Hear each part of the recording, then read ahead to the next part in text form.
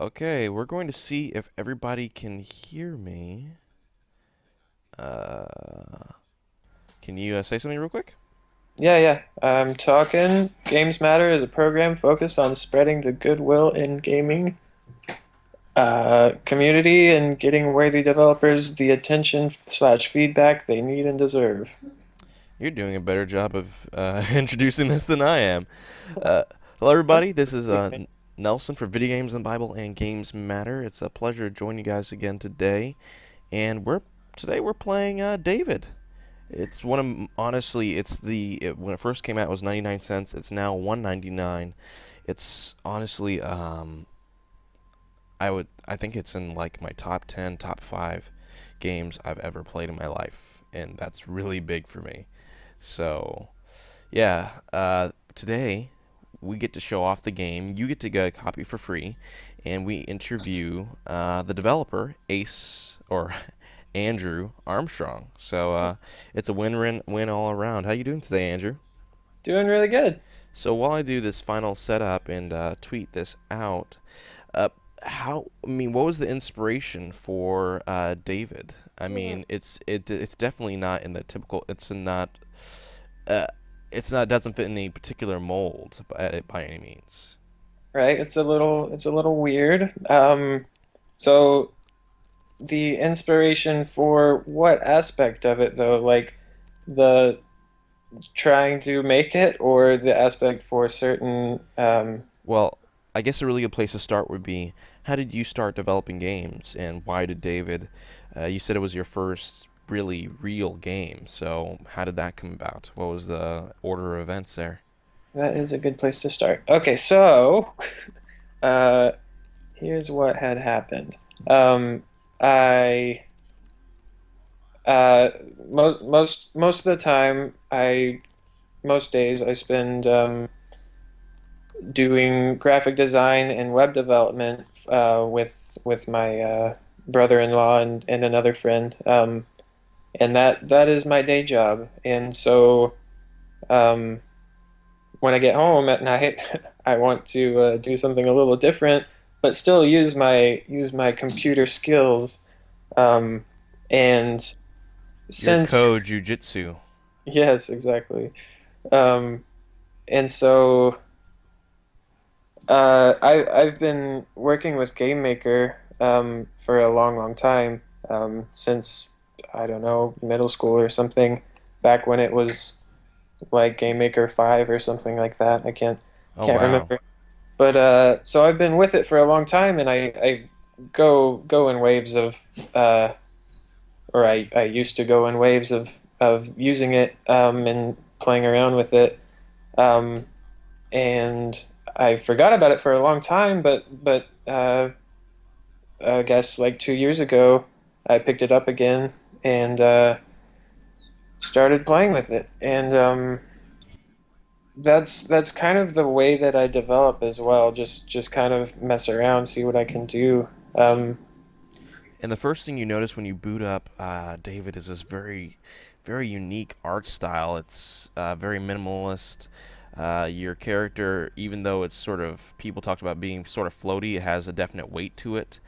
Uh, so I mean, going from scratch and in this program that even though you've had experience with previous versions to a fully what people a fully featured game on Steam, how does that feel? And um, did did it ever feel weird? uh, it was uh, it was definitely weird, um, especially because this is kind of something I did in my spare time.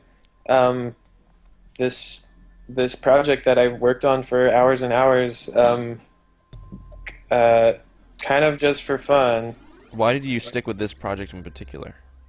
I don't know. So listening to uh, the a lot of the dudes who are featured in Indie Game the movie, I looked into more interviews with them and stuff like that, especially Jonathan Blow, the guy who made Braid and is making The Witness. Um, I looked into talks and advice from him, and one of the things that I heard echoed over and over is finish something, get it out there, get feedback from it, um, and um, and so I did. I decided to stick with something and make it actually complete. Um, and that was so hard. Cause I think What was the it's difference between starting a project, which is always really exciting, and actually having to finish it? it gets a little it gets a little hard to keep working on something because it's so exciting to prototype something, um, to like, ooh, I can add this feature now, and now there's rockets and stuff like that. But like I making don't get a feeling that rockets and Gibbs would suit this game too well. maybe in an update there will be a little more firepower. Who knows? Um, so yeah, it's very different, because with finishing something you have to tie up all the loose ends and make it pretty, make it not crash because it's not just for you to play with. It's for the world. Yeah. One interesting thing I think is one thing I'd like to just address immediately as a quick concern for anybody who's coming in. David is you're a Christian, but in the game it has a theme of David and you're vanquishing the evils of this world, greed and anger and all this different stuff.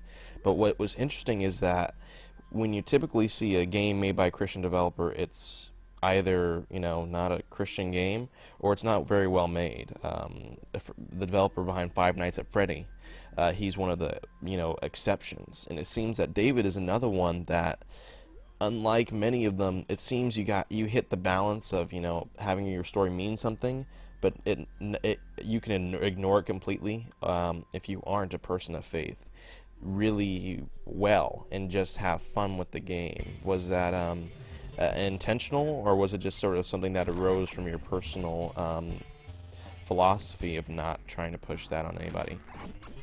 Yeah, I guess it was a combination of those two things. I wanted something that was there and that spoke truth like that, but also something non-obstructive, something that wouldn't uh, that you wouldn't be bummed out about if you didn't want to hear about it, because you can just run past the story elements, or just wait it out. There's no cutscenes. Is Kevin Spacey in your game? Kevin Spacey may or may not be in the game.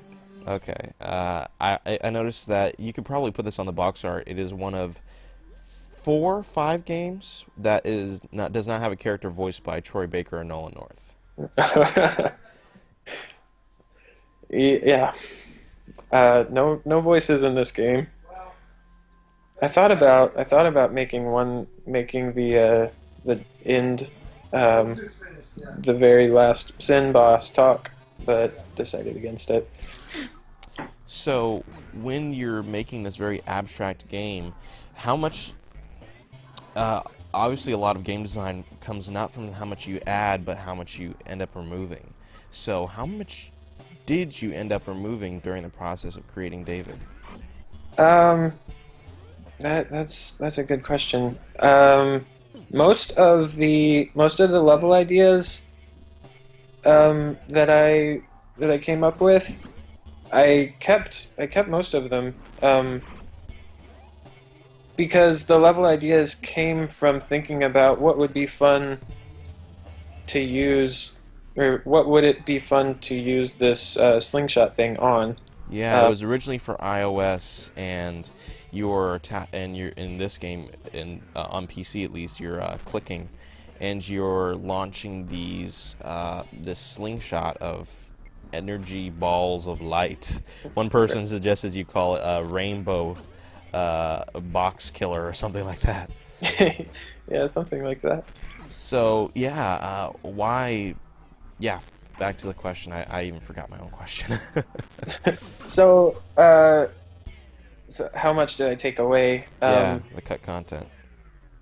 Yeah, so there wasn't a ton of initial ideas that I cut, though I did the art style is very minimal, you see, and I thought about doing some more details, but I realized that there's so much happening on the screen, and like the small the small and fast-paced like physics-based stuff that's happening on the screen needs to be easily understandable.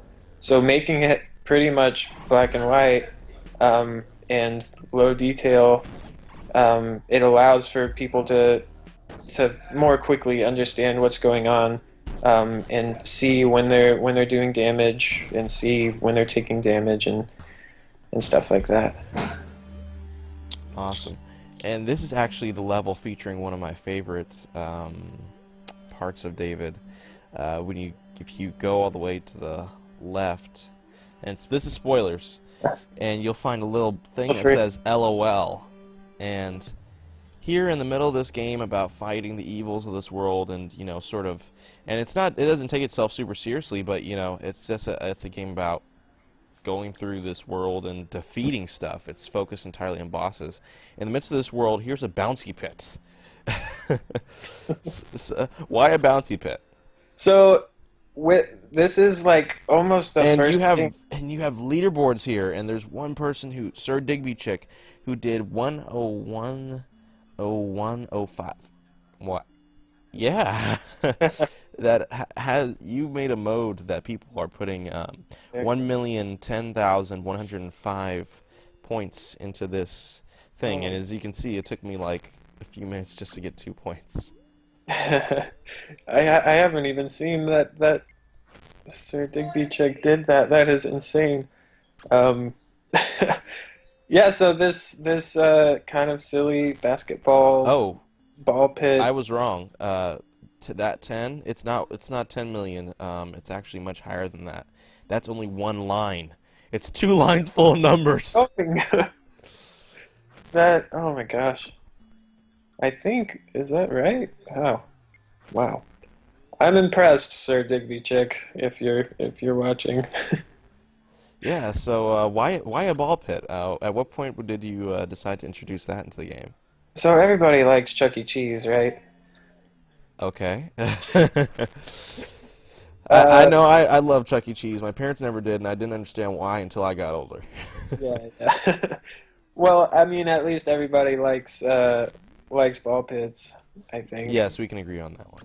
I've thought about building one in my house or something. I may very well do that. I know the guy from XKCD ended up actually doing that. Um, so I don't know. I thought I like adding little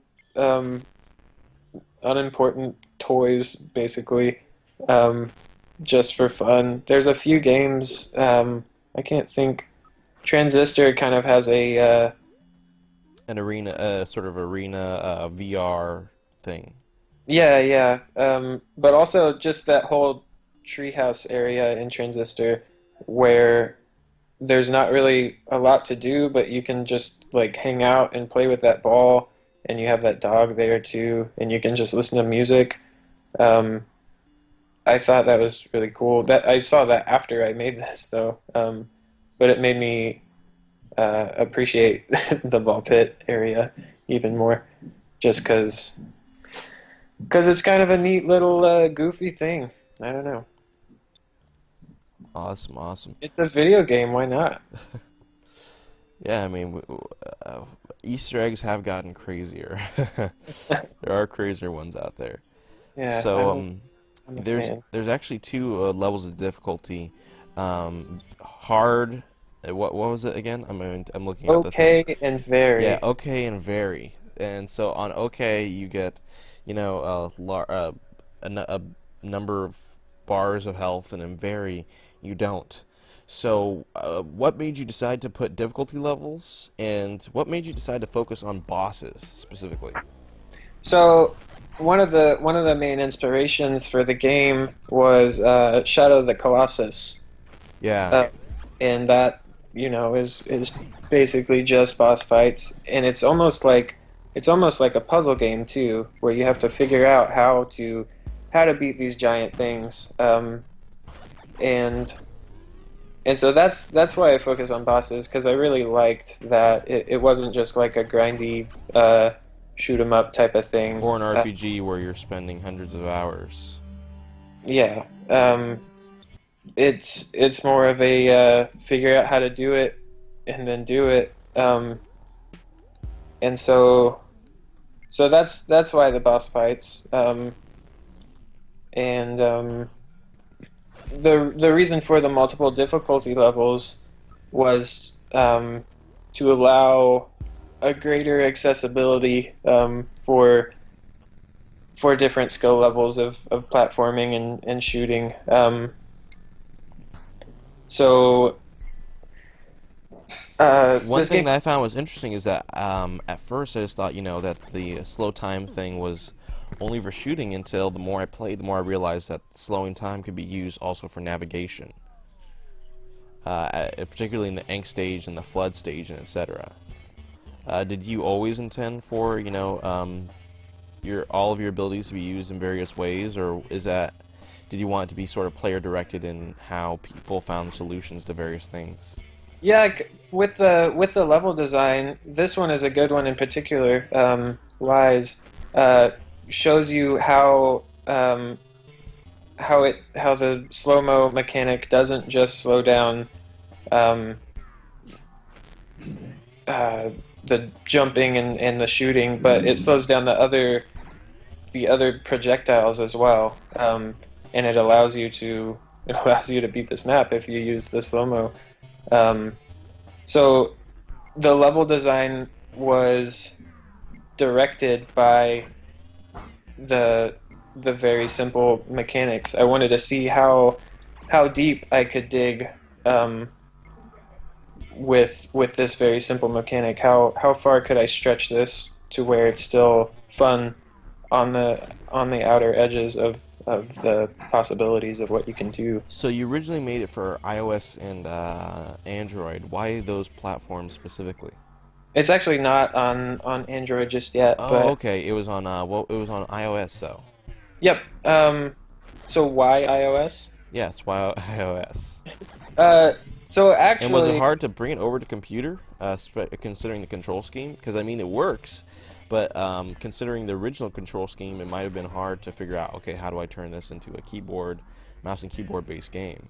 right. So actually, it was kind of developed for both simultaneously because I made it in GameMaker. It's it it's just faster to test it on the PC than to uh, get get the launcher on your iPhone and test the game on your iPhone every time. Um, so I developed it in a way where I can test it on both devices, and so yeah, to answer your question, I wanted I wanted something that could use touchscreen capabilities in a way that was still accessible for the mouse. This is a close one. I love watching other people play this game too. It's really I think this stage that you're going to see in a few seconds, at least from your side, I think it's my favorite one where you have this. It's called brooding. It's called brood. All these that have to go with various evils or sins or things that harass you. And brood in particular, it's this thing just waiting beneath the surface, and you're sort of baiting it out like a matador. And I just really like the dynamics of the stage. So so finding good level design, how much playtesting did you do, and did you just do all the testing yourself, or did you find people, or? so for testing out the different ideas I had, it was mostly me testing for most of the time, and when it was at a point where I felt like it was that's goofy. When it was at a point where I felt like it was ready, ready for other people to play, I would give it to my friends, give it to a couple strangers. That was rare though, because I am quite shy, and especially didn't want rejection, um, which is silly. But yeah, most of the playtesting was me, and then when I thought it was ready, I would give it over, watch Awesome. other people. So I see you're still tooling around in Game Maker. Obviously, what you did worked. You're getting a lot of positive feedback. Even though you had a theme that meant a lot to you, you didn't push on anybody, and so I haven't really seen any complaints on that end, which is incredible. For me personally, I was like, okay, where are the wolves? Where are the where are the axes and pitchforks? And so yeah, people have really liked David, and a lot of it was because you sold it at a lower price point, especially on PC. So why did you do that? The lower price point, was it because you wanted Right. to make it as accessible as possible again? Yeah, that's the main thing. Getting as many people playing as possible, especially for my first game. People don't know me. Why would they trust that I can make a good game? So so yeah, I wanted to wanted to make it easy for them to trust me. There's not a lot of Why didn't you call it Trust it's Me, not a big David? risk. What was that? Sorry. Uh, did you consider calling it Trust Me, David? David, it's good, I promise. Buy it. Okay. So yeah, you've had some really good reception. So how's it feel especially for your first game coming out and seeing that people like it? It's like they like me. They really like me. Yeah, it's kind of like that. I I I don't know. It's very weird having to deal with success. Um, it's it's a weird concept to have to deal with success. It's kind of scary. It's really weird. It's hard to believe. It's incredibly encouraging. It's all of these things. Oh man, that was so close. Yeah. It's all of these things, and I'm still figuring out how I feel about it, how I feel about the success. I think I like it. I think I'm gonna keep going for it. So I see you're still tooling around with Game Maker. You're still making things. What's next for you, especially after your first game? And is there any pressure, sort of, to follow up and to make David 2 the Davidening? The David inning. Um, so people want more. That's for sure. Um, People definitely want to see more, and especially more of David, um, which is Hey, he's a lovable little guy. yeah, he's a little cutie. Um, but I don't think I don't think there's a ton more that I can do with David without compromising um, the idea. I do have some more levels that are in the works that I will release fairly shortly, and for free, also, not some DLC, but like here But in I more. wanted to get a David season pass. I don't think I'll ever do that unless you really want it. I'll make it for you. Yeah, you can make a special season pass DLC for me, and when the entire player base will hate me specifically. Right, right. So yeah, so next for you, you're going to make some new levels, which is really cool to hear, and you're going to you have some other projects in the works, right? Yeah. So apart from continuing to work on David, I'll be um, I'll be working on a couple other projects. One of them I've been working on for quite a few months. It's called Baseless, like without baseless. Um, and Does this is this a licensed game tie in with All About That Bass? it's not. That's a good idea though. I might have to contact her. I think she'll want to work with me. No, it's not. I'm not sure what to call it yet. I'll uh, It I'll looks tell you. like a game about ninjas with scarves. It's very much ninja-like, ninja space cowboy, bounty hunter scarves. Yeah, That sounds that's like how, an awesome combination. Like yeah. I'm getting all my hype meters Yeah, I'm hitting set up. all the hot words. But yeah, so I know you have a meeting, an important meeting to get to. It's called Right? dealing with some magic of the gatherings. Yeah, I have to gather that magic. You know it. And so, yeah, I want to thank you so much for your time. Definitely, guys, keep your eye on Andrew Armstrong. He's a developer to watch. He's at Fermenter Games. You can buy David on iOS and on Steam. And yeah, support the developer. And you can also get a copy from GamesMatter today. If you want to buy a copy, it's only $1.99. And I bought it way back during launch when it was 99 cents. It's the best 99 cents I've ever spent. Wow. So, yeah, I want to thank you again for coming on, man. Definitely support the developer. Give him all the feels and all the great feedback you can. And yeah, thank you guys for joining Games Matter. Take care, and we'll see you later. Bye. See ya. Bye.